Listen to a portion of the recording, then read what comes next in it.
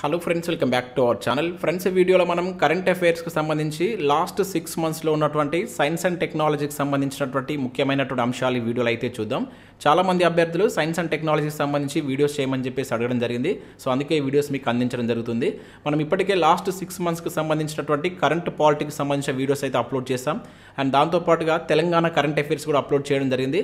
And ఎకానమీకి సంబంధించి ఒక వీడియో అయితే అప్లోడ్ చేస్తాం. ఇప్పుడు సైన్స్ అండ్ టెక్నాలజీకి సంబంధించినటువంటి ఫస్ట్ వీడియో ఇది. సో ఎకానమీ కావచ్చు, అదేవిధంగా సైన్స్ అండ్ టెక్నాలజీకి సంబంధించినటువంటి లాస్ట్ 6 months కరెంట్ అఫైర్స్ అనేది ఈ వీక్లో మీకు నేను అందించడం జరుగుతుంది. సో ప్రతి ఒక్కరు కంపల్సరీ చూస్తున్న ప్రతి ఒక్కరు లైక్ చేయండి. మీ నుంచి సపోర్ట్ ఉండాలి. లైక్ చేసి అట్లీస్ట్ ఒక 5 వాట్సాప్ గ్రూప్లోకి ఈ వీడియోని షేర్ చేసేటువంటి ప్రయత్నం చేయండి. సో ఈ వీడియోకి అయితే నేను 5000 లైక్స్ ఎక్స్పెక్ట్ చేస్తున్నాను. ప్రతి ఒక్కరు లైక్ చేస్తారని చెప్పేసి అనుకుంటున్నాను. సో దాంతోపాటుగా మేము ఇప్పటికే అప్లోడ్ చేసినట్టు వీడియోస్ కనుక మీరు చూడాలనుకుంటే ఛానల్ లోగో పైన కనుక మీరు క్లిక్ చేస్తే సో మీకు ఈ విధంగా అయితే ఓపెన్ అవుతుంది. సో ఇక్కడ మీరు ప్లేలిస్ట్ విభాగానికి వచ్చినట్లయితే స్టార్టింగ్లోనే మీకు కరెంట్ అఫైర్స్కి సంబంధించిన ప్లేలిస్ట్ అయితే కనబడుతుంది. దీనిలో నేను పాలిటిక్స్ సంబంధించుకోవచ్చు, అదేవిధంగా తెలంగాణ కరెంట్ అఫైర్స్ సంబంధించుకోవచ్చు, ఇంకా మనం ప్రతి మంత్కి సంబంధించి కూడా కరెంట్ అఫైర్స్ అప్లోడ్ చేస్తాం. అవన్నీ దీంట్లో ఉంటాయి.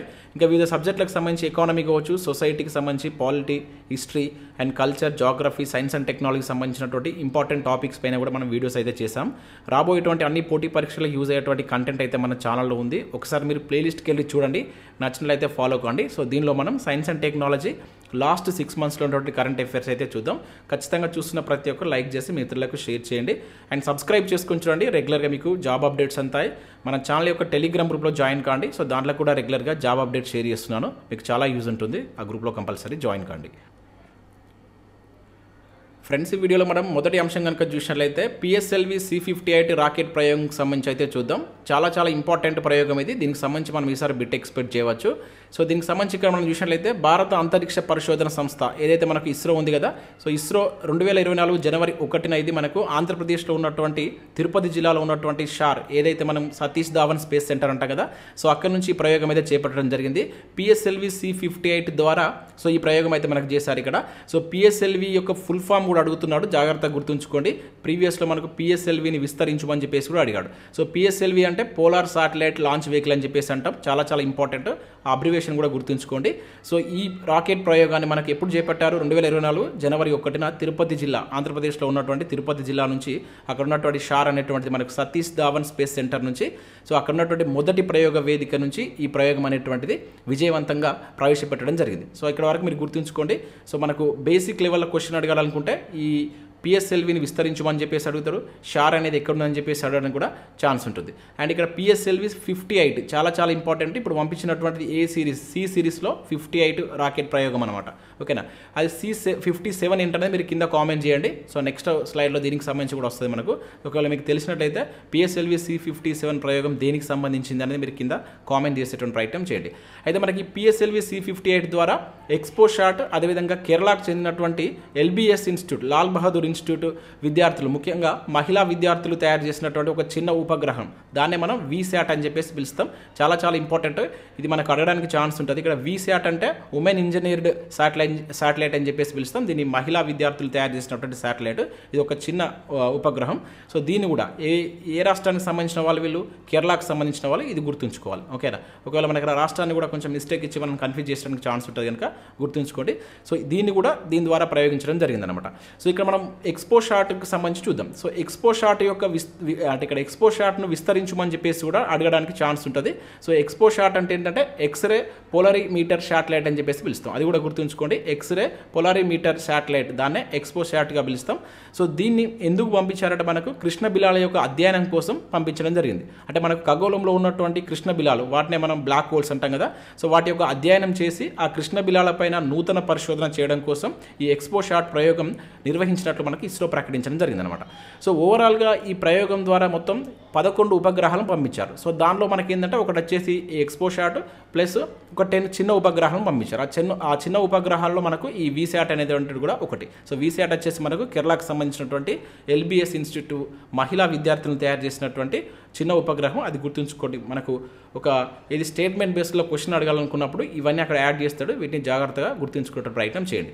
అయితే దీనిలో ఉన్నటువంటి ఇప్పుడు మనం ఎక్స్పోషాట్కి సంబంధించి కనుక చూసినట్లయితే సో ఇది వచ్చేసి మనకు 469 కిలోమీటర్ల వెయిట్, 469 కిలోల బరువు అనేటువంటిది ఉంటుంది. సో దీన్ని మనకు 650 కిలోమీటర్ల ఎత్తులో అంత ఎత్తులో ఒక నిర్ణీత కక్షలో దీన్ని ప్రవేశపెట్టడం జరిగింది. సో ఇవి కూడా గుర్తుంచుకోండి. అడగాలనుకుంటే ఒక్కొక్కసారి మనకు డిఫికల్ట్గా అడగాలనుకున్నప్పుడు వీటిని కూడా అక్కడ యాడ్ చేస్తాడు. సో ఇక్కడ 469 అనేటువంటిది ఈ ఎక్స్పోశాట్ యొక్క వెయిట్. ఈ 650 అనేటువంటిది ఈ ఎక్స్పోశాట్ ఉపగ్రహం ఉంటుంది కదా, సో దాన్ని అంత ఎత్తులో ఒక నిర్ణీత కక్షలో ప్రవేశపెట్టడం జరిగిందనమాట. ఇది దీనికి సంబంధించి. సో ఇంకా దీని యొక్క స్పెషాలిటీ ఏంటంటే కృష్ణ బిలాల పైన ఇది అధ్యయనం చేస్తుంది. అండ్ ఇది ఒక 5 years వరకు దీని యొక్క ఒక 5 సంవత్సరాల వరకు ఇది వర్క్ చేస్తుందని చెప్పేసి ఇస్రో మనకు ప్రకటించడం జరిగిందనమాట. సో ఈ తరహా ఉపగ్రహాన్ని ఇస్రో పంపించడం ఇదే తొలిసారి. ఈ ఎక్స్పోశాట్ లాంటి ఉపగ్రహాలను పంపించడం అనేటువంటిది మనకు ఇస్రో ఇదే ఫస్ట్ టైం అనమాట. అంతకుముందు అమెరికా ఇటువంటి ప్రయోగాలు చేయడం జరిగింది. అమెరికా తర్వాత భారత్ చేసింది అనమాట. సో ఇస్రో ఫస్ట్ టైం ఇటువంటి ప్రయోగం చేసింది. అది కూడా గుర్తుంచుకోండి, లాస్ట్లో మీకు చెప్తాను అది. సో ఎక్స్పోశాట్ను మనకి ఎవరు తయారు చేశారంటే సో రామన్ రీసెర్చ్ ఇన్స్టిట్యూట్ అదేవిధంగా ఎక్స్పెక్ట్ కలిసి డిజైన్ చేశాయి. సో ఈ ఎక్స్పెక్ట్ అదేవిధంగా ఈ రామన్ రీసెర్చ్ ఇన్స్టిట్యూట్ వీళ్ళు డిజైన్ చేశాయి. అయితే యుఆర్ రావు శాటిలైట్ ఉంటుంది కదా, సో అది అక్కడ నుంచి దీన్ని తయారు చేశారు. సో ఇది బెంగళూరులో ఉంటుంది. ఈ యుఆర్ రావు శాటిలైట్ సెంటర్ నుంచి దీన్ని తయారు చేశారు. కానీ డిజైన్ చేసింది మాత్రం ఎవరంటే రామన్ రీసెర్చ్ ఇన్స్టిట్యూట్ అదేవిధంగా ఎక్స్పెక్ట్ అనేటువంటి సంస్థ. ఈ రెండు కలిపి వీటిని డిజైన్ చేయడం జరిగింది. సో నెక్స్ట్ ఇక్కడ మనకి ఈ ప్రయోగం ద్వారా 10 కీలక పరికరాలను కూడా దిగువ కక్షలో ప్రవేశపెట్టడం జరిగిందనమాట. యాక్చువల్లీ ఇది మొత్తం 4 దశల్లో చేస్తారు. ఇది 4 దశల్లో ఏ విధంగా చేస్తారంటే మొదటగా ఈ ఎక్స్పోశాట్ కావచ్చు, వీశాట్ అనేటువంటి వాటిని ఒక నిర్ణీత కక్షలో ప్రవేశపెట్టిన తర్వాత సో ఈ C58 ద్వారా ఏవైతే మనకి 10 కీలక పరికరాలను భూ దిగువ కక్షలో ప్రవేశపెట్టడం జరిగిందనమాట. అయితే ఈ భూ దిగువ కక్షలో ప్రవేశపెట్టిన దాంట్లో మనకు చాలా ఇంపార్టెంట్ ఏంటంటే సో ఈ ఫ్యూయల్ సెల్ పవర్ సిస్టమ్ అనేది ఇంపార్టెంట్. దీన్నే FCPS అని చెప్పేసి అంటాం. సో దీంతో పాటుగా మనకి ఇంకా డిఫరెంట్ పరికరాలను కూడా అక్కడ ప్రవేశపెట్టడం జరిగింది. సో దానిలో మనం గుర్తుంచుకోవాల్సిందంటే ఈ ఫ్యూయల్ సెల్ పవర్ సిస్టమ్ అనేది చాలా ఇంపార్టెంట్. సో ఎందుకంటే ఇది భవిష్యత్తులో భారత్ భూకక్షలో ఒక సొంతగా అంతరిక్ష ప్రయోగ కేంద్రాన్ని అంతరిక్ష కేంద్రాన్ని ఏర్పాటు చేసుకోవాలని చెప్పేసి సన్నాహాలు చేస్తుందన్నమాట. అయితే అక్కడ అది ఏర్పాటు చేసుకోవాలంటే మనకు ఒక సమర్థవంతమైనటువంటి శక్తి వనరు అనేటువంటి అవసరం ఉంటుంది. సో దానికి కావాల్సినటువంటి ఆ ఫ్యూయల్ దానికి సంబంధించినటువంటి ఆ కంప్లీట్ టెక్నాలజీ అనేటువంటి మనకు ఈ ఫ్యూయల్ సెల్ పవర్ సిస్టమ్ అనేది మనకు దానికి అందిస్తుంది అనమాట. సో అందుకు గాను దీని ద్వారా ప్రవేశపెట్టడం జరిగింది. ఇది ఇంపార్టెంట్ గుర్తుంచుకోండి. ఇంక ఇవే కాకుండా మనకు ఎక్స్పెరిమెంటల్ మాడ్యూల్ 3 దీన్నే మనం ఏం పిలుస్తాం అంటే POEM అని చెప్పేసి పిలుస్తాం. సో దీన్ని కూడా ప్రవేశపెట్టడం జరిగింది. ఇటువంటి టోటల్గా మనకు చిన్న ఒక 10 పరికరాలను కూడా దిగువ కక్షలో ప్రవేశపెట్టారు. గుర్తుంచుకోండి, దీనిలో మనకు ముఖ్యంగా గుర్తుంచుకోవాల్సిందంటే ఈ ఫ్యూయల్ సెల్ పవర్ సిస్టమ్ అనేది చాలా ఇంపార్టెంట్. ఇది భవిష్యత్తులో భారత్ ఏర్పాటు చేయబోయేటువంటి అంతరిక్ష కేంద్రానికి ఒక శక్తి వనరు కింద పనిచేసేటువంటి ఛాన్స్ ఉంటుందని చెప్పేసి వీళ్ళు ఈ ప్రయోగం ద్వారా పంపించడం జరిగింది. అయితే ఇక్కడ ఎక్స్పోశాట్లో మనకు 2 రకాల పేలోడ్స్ను కూడా పంపించారు. దీనిలో ఉన్నటువంటి పేలోడ్స్ వచ్చేసి చూసినట్లయితే మనకు 2 పేలోడ్స్ ఉన్నాయి. సో ఆ పేలోడ్స్ కనుక ఇక్కడ చూసినట్లయితే మనకు వచ్చేసి ఇక్కడ ఫస్ట్ది కనుక చూసినట్లయితే PALI-X అనేటువంటిది. ఓకేనా, PALI-X అనేటువంటి ఒక పేలోడ్. ఇది మనకు రామన్ రీసెర్చ్ ఇన్స్టిట్యూట్ వాళ్ళు రూపొందించారు. అండ్ ఇంకోటి కనుక చూసినట్లయితే ఇక్కడ మనకు దాంతోపాటుగా ఎక్స్రే స్పెక్ట్రోస్కోపీ టైమింగ్ అని చెప్పేసి అంటారు దీన్నే.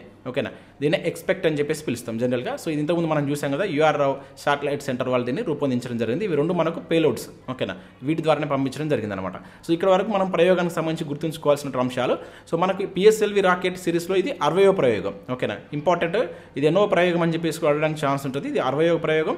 అయితే మనకు షార్ నుంచి ఏదైతే సతీష్ ధావన్ స్పేస్ సెంటర్ ఉంది కదా, ఇక్కడ నుంచి ప్రయోగించినటువంటి దాంట్లో ఇది 92వ ప్రయోగం అన్నమాట. సో అది ఇక్కడ గుర్తుంచుకోండి. ఓకేనా, సో ఇది మనకు PSLVలో 60వ ప్రయోగం. షార్ నుంచి కనుక చూసినట్లయితే 92వ ప్రయోగం అనమాట. ఓకేనా, ఇది దాని యొక్క ఇంపార్టెన్స్. మీకు స్టార్టింగ్లో చెప్పాను కదా, సో ఈ తరహా ప్రయోగం చేపట్టినటువంటి దేశాల్లో భారత్ అనేటువంటి 2వ దేశంగా నిలిచింది. సో అంతకుముందు మనకు అమెరికా సో ఇటువంటి కృష్ణ బిలాల అధ్యయనం కోసం మనకు సేమ్ ఈ ఎక్స్రే పోలారీ ఎక్స్పోశాట్ అంటాం కదా, ఎక్స్రే పోలారీ శాటిలైట్ లాంటి ప్రయోగాన్ని మనకు ఒక అమెరికా ఒకటే చేపట్టింది ఇప్పటి వరకు. సో దాని తర్వాత మన భారత్ అనేటువంటిది చేపట్టడం జరిగింది. అమెరికా 2021లో ఈ ప్రయోగం చేసింది అనమాట. 2021 డిసెంబర్లో నాసా నుంచి ఈ ప్రయోగం వాళ్ళు చేపట్టారనమాట. సో దాని తర్వాత మనకి ఈ తరహా ప్రయోగం చేపట్టినటువంటి ప్రపంచంలో 2వ దేశంగా మనకు భారత్ నిలవడం జరిగింది. ఇంపార్టెంట్, ఇక్కడ ఉన్న ప్రతి అంశానికి సంబంధించి మనకు క్వశ్చన్ డిఫికల్ట్గా అడగాలనుకున్నప్పుడు, గ్రూప్ 1 లెవెల్లో కావచ్చు, గ్రూప్ 2 లెవెల్లో క్వశ్చన్ అడగాలనుకున్నప్పుడు వీటన్నిటిని అక్కడ మనం యాడ్ చేసేయడానికి ప్రతి పాయింట్ని మీరు గుర్తుంచుకోండి. ఫ్రెండ్స్, మన ఛానల్ ద్వారా TSPSC గ్రూప్ 1 కావచ్చు, గ్రూప్ 2కి సంబంధించినటువంటి ఆన్లైన్ టెస్ట్ సిరీస్ అనేది మన యాప్లోకి తీసుకురావడం జరిగింది. సో టాపిక్ వైజ్గా, డేట్ వైజ్గా టెస్ట్లు అయితే అప్లోడ్ చేస్తున్నాం. ప్రశ్నలు తెలుగు అదేవిధంగా ఇంగ్లీష్ మీడియంలో ఉంటాయి. ప్రతి ప్రశ్నకు వివరణ ఉంటుంది. ఇప్పటికీ మనం చాలా టెస్ట్లు అయితే అప్లోడ్ చేసాం. ఆల్రెడీ అప్లోడ్ చేసిన టెస్ట్ను కూడా మీరు ఎన్నిసార్లు అంటే అన్నిసార్లు రాసుకోవచ్చు. అన్లిమిటెడ్ అటెంప్ట్స్ అనేది అక్కడ ఇవ్వడం జరిగింది. మీకు పూర్తి సిలబస్ కవర్ అవుతుంది. గ్రూప్ 1 వచ్చేసి 250 రూపీస్ ఉంది, గ్రూప్ 2 వచ్చేసి 299 రూపీస్ ఉంది. ఇక దాంతోపాటుగా తెలంగాణ ఉద్యమ చరిత్ర 10 గ్రాండ్ టెస్ట్ అనేది 149కి అందిస్తున్నాం. సో దీంతో పాటుగా మీకు ఫుల్ వీడియో కోర్స్ వస్తుంది, హ్యాండ్ రైటింగ్ నోట్స్ వస్తుంది. అండ్ మనం రీజనింగ్ సంబంధించి కూడా, సో లాజికల్ రీజనింగ్ కావచ్చు, వాటికి సంబంధించి గ్రూప్ 1 అదేవిధంగా గ్రూప్ 2, గ్రూప్ 3కి యూజ్ అయ్యేటువంటి రీజనింగ్ కోర్స్ కూడా రీసెంట్గా తీసుకురావడం జరిగింది. జస్ట్ మేము దాన్ని 99 రూపీస్కి అందిస్తున్నాం. దానిలో మీకు నోట్స్ వస్తుంది, దాంతోపాటుగా టెస్ట్ సిరీస్ కూడా ప్రొవైడ్ చేస్తున్నాం. ఒకసారి మీరు యాప్ డౌన్లోడ్ చేసుకొని చూసేటప్పుడు ప్రయత్నం చేయండి. And daily free test conduct చేస్తున్నాం. లాస్ట్ 6 మంత్స్ కరెంట్ అఫైర్స్ దానిలో మీకు కవర్ అవుతాయి. రోజు ఒక 5 ప్రశ్నలు ఇస్తున్నాం. మీరు టెలిగ్రామ్లో జాయిన్ అయ్యి ఫ్రీగా రాసుకోవచ్చు, లేదంటే యాప్లోకి వెళ్ళి 2 రూపీస్తో దీన్ని పర్చేజ్ చేసుకొని కూడా మీరు అటెంప్ట్ చేసుకోవచ్చు. ఇంకా ఎకానమిక్కి సంబంధించిన వీడియో ఎక్స్ప్లెనేషన్ టెస్ట్ సిరీస్ తీసుకొచ్చాం. అండ్ కరెంట్ అఫైర్స్ సంబంధించిన పీడిఎఫ్స్ ఉన్నాయి. ఇంకా వివిధ సబ్జెక్టులకు సంబంధించినటువంటి వీడియో కోర్సెస్ కావచ్చు, గ్రూప్ 2, గ్రూప్ 3కి సంబంధించిన కోర్సెస్ ఉన్నాయి. ఒకసారి వెళ్ళి చూసేటువంటి ప్రయత్నం చేయండి. ఫస్ట్ అంశం ఇక్కడ చూసినట్లయితే లాగ్రాంజ్ పాయింట్ని చేరుకున్నటువంటి ఆదిత్య L1 అని చెప్పి చూడవచ్చు. సో ఇది కూడా చాలా చాలా ఇంపార్టెంట్ ఇది. సో అంటే లాగ్రాంజ్ పాయింట్లోకి విజయవంతంగా మనకు ఆదిత్య L1 ప్రవేశించినట్లు ఇక్కడ మనం అర్థం చేసుకోవాల్సి ఉంటుంది. సో దీనికి సంబంధించి ఇక్కడ మనం చూసినట్లయితే 2023 సెప్టెంబర్ 2న మనకు భారతదేశం మనకి ఏదైతే ఇస్రో సూర్యయాన్ 1 అనేటువంటి పేరుతోటి ఒక ప్రయోగాన్ని చేపట్టింది. సో దీన్నే మనం ఆదిత్య L1 ప్రయోగం అని చెప్పేసి పిలుస్తున్నాం. సో ఇది రీసెంట్గా మనకు ఈ లాగ్రాంజ్ పాయింట్కి చేరుకున్న తర్వాత 2024 జనవరి 6న తుది కక్షలోకి చేరుకున్న తర్వాత ఇది విజయవంతమైనట్లుగా మనకు మోడీ గారు అయితే ప్రకటించడం జరిగిందనమాట. సో దీనికి సంబంధించి ఇక్కడ మనం చూద్దాం. సో ఇక్కడ దీనికి సంబంధించి చూసినట్లయితే మనకు సూర్యయాన్ 1, ఇది గుర్తుంచుకోండి, సూర్యయాన్ 1 అనేటువంటి పేరుతోటి మనకు 2023 సెప్టెంబర్ 2న మనకు ఇస్రో ఈ ప్రయోగాన్ని తొలిసారిగా మనకు సూర్యుని పైన తొలిసారిగా ఈ ఆదిత్య L1 ప్రయోగం అనేటువంటి చేపట్టడం జరిగిందనమాట. సో ఇది PSLV C57 ద్వారా సో దీన్ని పంపించారు. ఇది ఇంపార్టెంట్, మీకు ఇంతకుముందు చెప్పాను. PSLV మనం C58 చూసాం కదా ఫస్ట్ దాంట్లో, ఇది 57 ఏంటని కూడా మేము అడిగాను, గుర్తుంచుకోండి. ఒక్కొక్కసారి మనకు ఇట్లా ఇస్తాడు 57, 55, 58 ఇట్లా ఇచ్చేసి వాటిని మనం జతపరచమని చెప్పేసి అంటాడు. సో వీటిని గుర్తుంచుకోవాలి. 57 అంటే వచ్చేసి ఏంటంటే మనకు ఆదిత్య L1కి సంబంధించిన ప్రయోగం, ఓకేనా. సో ఈ PSLV C57 వాహక నౌక ద్వారా మనకి ఆదిత్య L1 అనేటువంటిది ఈ ప్రయోగం చేపట్టడం జరిగింది. సో దాదాపుగా ఇది 1480 కేజీస్ 1480 కేజీల బరువు కలిగినటువంటి ఆదిత్య L1 అనేటువంటిది మనకు భారతదేశ తొలి అంతరిక్ష ఆధారిత సౌర పరిశీలన ఉపగ్రహం అని చెప్పేసి పిలుస్తాం దీన్ని. సో దీన్ని మనకు ఇస్రో నిర్దేశిక కక్షలోకి విజయవంతంగా ప్రవేశపెట్టడం జరిగిందనమాట. సో ఇప్పుడు ఇది 2024 జనవరి 6న తుది కక్షలోకి చేరింది. అంటే వివిధ దశల ద్వారా ఇది మనకి ఈ 2024 జనవరి 6న తుది కక్షలోకి చేరుకోవడం జరిగిందనమాట. అంటే ఇక్కడ ఏంటంటే నిర్దేశిత లాగ్రాంజ్ పాయింట్ అని చెప్పేసి అంటాం, దీన్నే L1 అని చెప్పేసి పిలుస్తాం అనమాట. జనరల్గా మనకు ఇది సూర్యుని పైన ప్రయోగం చేస్తున్నారు కదా, ఇది సూర్యుడు అనుకుంటే సో ఇట్లా దీని చుట్టూ ఒక పాయింట్ ఉంటుంది అనమాట. ఇక్కడ ఏంటంటే మనకు ఈ గ్రావిటేషనల్ ఫోర్స్ అనేటువంటి 0 ఉంటుంది ఇక్కడ, ఓకేనా. సో ఇటు ఈ ఫోర్సెస్ అనేటువంటి ఇక్కడ 0 అయిపోతాయి అనమాట. సో ఇక్కడ దీన్ని ప్రవేశపెట్టారు. అంటే ఇది భూమి అనుకుంటే, సో భూమి నుంచి కొంత డిస్టెన్స్ తోటి దగ్గర మనకు ఒక 15 లక్షల కిలోమీటర్ల దూరంలో ఈ L1 పాయింట్ అనేది ఉంటుందన్నమాట. సో ఇక్కడ దీన్ని మనకు ఈ ఆదిత్య L1 అనేటువంటిది ఇది ఒక చివరి కక్ష అనమాట. ఇక్కడ ప్రవేశపెట్టి సో ఇక్కడ నుంచి వెళ్ళి ఒక 5 years దాకా మనకు ఈ ఆదిత్య L1 అనేటువంటి సూర్యుని ఉపరితలం పైన జరిగేటువంటి మార్పులు కావచ్చు, అక్కడ జరిగేటువంటి ప్రతి దాన్ని మనకు ఇస్రోకి పంపించడం జరుగుతుంది అనమాట. అంటే ఇక్కడ సూర్యుని అధ్యయనం చేయడం కోసం వాళ్ళు ఫస్ట్ టైం ఒక అంతరిక్ష ఆధారిత సౌర పరిశీలన ఉపగ్రహాన్ని పంపించడం జరిగింది. సో ఇది ఇప్పుడు మనకు విజయవంతమైనట్టుగా ఇస్రో ప్రకటించడం జరిగింది. సో ఇక్కడ మనం గుర్తుంచుకోవాల్సింది ఏంటంటే ఇది ఏ వాహక నౌక ద్వారా దీన్ని ప్రయోగించారంటే PSLV C57 ద్వారా పంపించారు. అంటే దీని పేరు ఏంటిది, సూర్యయాన్ 1 అనేటువంటి పేరు పెట్టడం జరిగింది. సో ఎంత దూరంలో ప్రవేశపెట్టారు ఇది భూమి నుంచి 15 లక్షల కిలోమీటర్ల దూరంలో దీన్ని ప్రవేశపెట్టడం జరిగింది. సో ఇది 5 సంవత్సరాల పాటు ఈ ఆదిత్య L1 అనేటువంటిది మనకు సమాచారాన్ని అందించడం జరుగుతున్నాడు. అంటే సూర్యుడి పైన ఉన్నటువంటి సమాచారాన్ని ఇక్కడ నుంచి మనకు పంపించడం జరుగుతుంది. సో ఇది దీనికి సంబంధించినటువంటి ఇంపార్టెంట్ పాయింట్స్. ఇది ఎప్పుడు 2023 సెప్టెంబర్ 2న ప్రవేశపెడితే వివిధ దశల ద్వారా మనకు చివరి కక్షలోకి 2024 జనవరి 6న చేరుకుందనమాట. సో ఇది దీనికి సంబంధించి ఇంపార్టెంట్. ఇప్పుడు మనం ఫస్ట్ది సెకండ్ చూసాం కదా, ఈ రెండిట్లకి మనకు ఒక బిట్ ఎక్స్పెక్ట్ చేయవచ్చు, జాగ్రత్తగా గుర్తుంచుకోండి. సో నెక్స్ట్ చూసినట్లయితే ఇక్కడ మనకు వింగ్స్ ఇండియా 2024 ఏవియేషన్ షో అనేటువంటిది మనకు రీసెంట్గా హైదరాబాద్ వేదికగా జరగడం జరిగింది. చాలా ఇంపార్టెంట్ ఇది. మన హైదరాబాద్ వేదికగా జరిగింది కనుక అడగడానికి ఛాన్స్ ఉంటుంది. సో దీనికి సంబంధించి ఇక్కడ చూద్దాం. సో మనకి దీనికి సంబంధించి చూసినట్లయితే ఆసియాలోనే అతిపెద్ద పౌర విమానయాన కార్యక్రమం అంటారు దీన్నే మనం వింగ్స్ ఇండియా అని చెప్పేసి పిలుస్తాం. సో ఈ వింగ్స్ ఇండియా 2024 ఏవియేషన్ షో అనేటువంటిది మనకు జనవరి 18 నుంచి 21 వరకు, ఇది 2024 2024 జనవరి 18 నుంచి 21 మధ్య మనకు దీని యొక్క 8వ ఎడిషన్ ఇది. ఓకేనా, ఇది 8th ఎడిషన్. ఇది కూడా గుర్తుంచుకోండి. హైదరాబాద్లో ఉన్నటువంటి బేగంపేట విమానాశ్రయంలో ఇది జరగడం జరిగిందనమాట. సో దీనికి సంబంధించి మనకు ఎవరైతే కేంద్ర పౌర విమానయాన శాఖ మంత్రి అయినటువంటి జ్యోతిరాదిత్య సింధియా దీన్ని ప్రారంభించడం జరిగింది. సో ఇది ముఖ్యంగా మనకి ఏంటంటే ఎయిర్పోర్ట్ అథారిటీ ఆఫ్ ఇండియా కావచ్చు and ministry of civil aviation ఉంటుంది కదా, సో వీళ్ళు సహకారంతో దీన్ని నిర్వహించడం జరిగింది. ఇది యాక్చువల్గా ద్వైవార్షిక ఈవెంట్ అని చెప్పేసి అంటాం. అంటే ద్వైవార్షిక అంటే ఏంటంటే ప్రతి 2 సంవత్సరాలకు ఒకసారి జరుగుతుంది. సో ఈసారి మనకు హైదరాబాద్లో ఉన్నటువంటి బేగంపేట విమానాశ్రయంలో ఇది జరగడం జరిగింది. గుర్తుంచుకోండి, ఇంపార్టెంట్. ఎక్కడ జరిగిందని చెప్పేసి మనకి ఎక్కువ అడగడానికి ఛాన్స్ ఉంటుంది. సో ఇది హైదరాబాద్ వేదికగా జరిగింది. సో దీని యొక్క థీమ్ కనుక చూసినట్లయితే connecting India to the world in Amrit call. ఇక్కడ స్పేస్ రావాలి. So connecting India to the world in Amrit call అని చెప్పేసి దీని యొక్క థీమ్ అనేది ఉంది. థీమ్ ఇంపార్టెంట్ అంటే డైరెక్ట్గా అడుగుతున్నాడు థీమ్కి సంబంధించి, గుర్తుంచుకోండి. సో ఈ థీమ్ తోటి దీన్ని ఇక్కడ స్టార్ట్ చేయడం జరిగింది. సో దీనికి సంబంధించి ప్రపంచంలో ఉన్నటువంటి వివిధ దేశాలకు సంబంధించినటువంటి 21 విమానాలు ఇక్కడ మనకు ప్రత్యేక ఆకర్షణలు నిలవడం జరిగింది. సో దీనిలో మనం ముఖ్యంగా గుర్తుంచుకోవాల్సిందంటే మనకు దేశంలోనే తొలిసారిగా ఈ బేగంపేట ఎయిర్పోర్ట్లోకి మనకు ప్రపంచంలోనే అతిపెద్ద విమానంగా పిలిచేటువంటి బోయింగ్ 777-9 అనేటువంటిది ఇది ఇక్కడ దీని సందర్భంగా రావడం జరిగిందనమాట. ఇది ప్రపంచంలోనే అతిపెద్ద విమానం అని చెప్పేసి పిలుస్తారు. అంటే ఇది జనరల్గా ఏంటంటే అత్యంత ఇంధన సామర్థ్యం కలిగినటువంటి ట్విన్ ఇంజన్ జెట్ అని చెప్పేసి పిలుస్తాం. సో ఇది కూడా మనకు ఈ వింగ్స్ ఇండియా ఏవియేషన్ షో సందర్భంగా మనకు బేగంపేట విమానాశ్రయానికి రావడం జరిగింది. గుర్తుంచుకోండి, అడగడానికి ఛాన్స్ ఉంటుంది. బోయింగ్ 777-9 ప్రపంచంలోనే అతిపెద్ద విమానం. ఓకేనా, సో ఎక్కడ జరిగింది? ఇది హైదరాబాద్ వేదిక జరిగింది. Connecting India to the world in Amrit call అనేటువంటిది దీనికి సంబంధించినటువంటి థీమ్గా గుర్తుంచుకోండి. అయితే దీంతో పాటుగా మనకు ఈ వింగ్స్ ఇండియా 2024 కార్యక్రమం స్టార్ట్ అయినటువంటి జనవరి 18న మనకు వింగ్స్ ఇండియా అవార్డ్స్ని కూడా ప్రకటించారనమాట. సో ఓకేనా, సో వీటికి సంబంధించినటువంటి కొన్ని అవార్డ్స్ని కూడా ఇచ్చారు. సో దీంట్లో మనకు best airport of the year award కనుక చూసినట్లయితే 2 విమానాశ్రయాలకు రావడం జరిగింది. ఒకటి వచ్చేసి కెంపగౌడ అంతర్జాతీయ విమానాశ్రయం. సో ఇది మనకు బెంగళూరులో ఉంటుంది. అదేవిధంగా ఢిల్లీ అంతర్జాతీయ ఎయిర్పోర్ట్ లిమిటెడ్కి కలిపి మనకు best airport of the year award ఇచ్చారనమాట. దీని సందర్భంగా ఈ అవార్డ్స్ కూడా ఇచ్చారు, గుర్తుంచుకోండి. ఇక దాంతోపాటు మనకు ఇన్నోవేషన్ అదేవిధంగా సస్టైనబిలిటీ ఈ రెండింటికి సంబంధించి మనకి ఇన్నోవేషన్ రంగంలో ముంబైకి, అదేవిధంగా సస్టైనబిలిటీకి సంబంధించిన దానికి ఢిల్లీ ఎయిర్పోర్టుకు ఈ అవార్డు అనేది రావడం జరిగింది. సో ఇన్నోవేషన్ అదేవిధంగా సస్టైనబిలిటీకి సంబంధించినటువంటి ఛాంపియన్ అవార్డ్స్ వచ్చేసి ముంబై అదేవిధంగా ఢిల్లీకి వచ్చినట్టు గుర్తుంచుకోండి. ఇక దాంతోపాటు ఇక్కడ మనం చూసినట్లయితే ఎయిర్లైన్స్ ఆఫ్ ద ఇయర్ వచ్చేసి మనకు విస్తారా అనేటువంటి టాటా కంపెనీకి సంబంధించినటువంటి ఎయిర్లైన్స్కు మనకు airline of the year award అనేది రావడం జరిగింది. గుర్తుంచుకోండి, airline of the year award అనేది ఎవరికి వచ్చిందని చెప్పేసి కూడా అడగడానికి ఛాన్స్ ఉంటుంది. అంటే ఎయిర్లైన్స్కి వచ్చిందని చెప్పేసి అంటాడు కనుక సో విస్తారా ఎయిర్లైన్స్ అని చెప్పేసి గుర్తుంచుకోండి. దాంతోపాటు ఇక్కడ మనకు అంతర్జాతీయ కనెక్టివిటీకి సంబంధించి మనకు ఎయిర్ ఇండియా అనేటువంటిది, సో ఎయిర్ ఇండియా అనేటువంటి ఎయిర్లైన్స్కు ఈ అంతర్జాతీయ కనెక్టివిటీ రంగంలో అవార్డు రావడం జరిగింది అనమాట. సో ఈ రకంగా మనకు దీనికి సంబంధించినటువంటి అవార్డ్స్ కూడా ఇచ్చారు. ఇక దాంతోపాటు ఇక్కడ మనకు ఒక ఇంపార్టెంట్ పాయింట్ కూడా గుర్తుంచుకోండి, ఇక్కడ నేను దీన్ని మెన్షన్ చేయలేదు. సో దీనిలో భాగంగా బోయింగ్ సుకన్య అనేటువంటి ఒక కార్యక్రమాన్ని కూడా వీళ్ళు చేపట్టడం జరిగింది. ఇది గుర్తుంచుకోండి, ఇంపార్టెంట్ అడగడానికి ఛాన్స్ ఉంటుంది.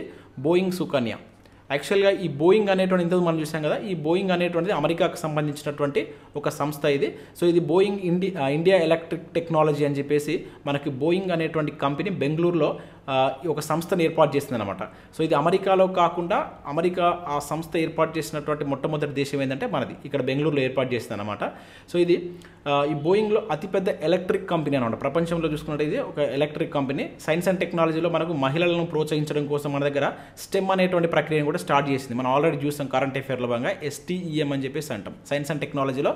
సో వాళ్ళకు మహిళలకు వాళ్ళని ప్రోత్సహించడం కోసం తీసుకొచ్చారు. సో దానిలో భాగంగానే మనకి ఇప్పుడు ఈ బోయింగ్ సుకన్య అనేటువంటివి కూడా తీసుకొచ్చారు. సో బోయింగ్ సంస్థ మనకి ఏంటంటే వైమానిక రంగంలో, ముఖ్యంగా దేనికి సంబంధించింది, వైమానిక రంగంలో స్త్రీలకు ట్రైనింగ్ ఇవ్వడం కోసం బెంగళూరులో మనకు మోడీ చేత దీన్ని ప్రారంభించడం జరిగిందంట. మన ప్రధాని మోడీ గారు దీన్ని ప్రారంభించారు. ముఖ్యంగా మనకి ఏవియేషన్ రంగంలో ఈ స్త్రీలకు వైమానిక రంగంలో స్త్రీలకు ట్రైనింగ్ ఇవ్వడం కోసం ఈ బోయింగ్ సుకన్య అనేటువంటి ఒక కార్యక్రమాన్ని కూడా స్టార్ట్ చేస్తారు. ఇది వింగ్స్ ఇండియా కార్యక్రమంలో భాగంగానే.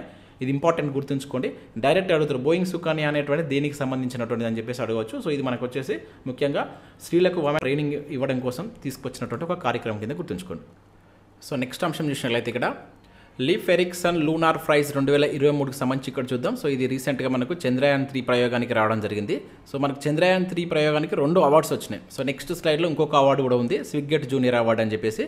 ఈ రెండు చాలా చాలా ఇంపార్టెంట్, అడగడానికి ఛాన్స్ ఉంటుంది. రెండిట్లకి లేదని ఒకటి అడగవచ్చు. వీటికి సంబంధించి జాగ్రత్తగా గుర్తుంచుకోండి. ఇది ఎవరు ఇచ్చారు, ఎందుకు ఇచ్చారనేది గుర్తుంచుకోండి.